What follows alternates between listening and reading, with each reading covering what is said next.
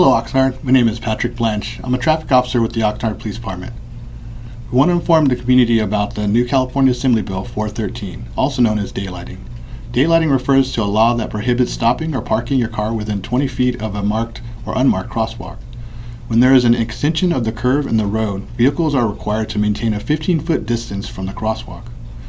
When drivers park their vehicles near a crosswalk, the visibility of vehicles approaching the crosswalk is reduced.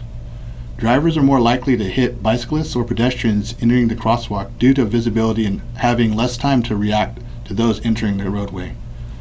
Children are particularly vulnerable because they are shorter and more likely to be non-visible behind parked cars within 15 feet of the crosswalk. This new California state law would help increase the visibility of pedestrians and bicyclists entering the crosswalk. This bill will help address California's pedestrian mortality rate, which is nearly 25% higher than the national average. Assembly Bill 413 will be in effect on January 1st of 2025. The Oxnard Police Department will be enforcing this new law with violation notices and/or warnings to vehicles found in violation of this new law. Thank you very much, and be well.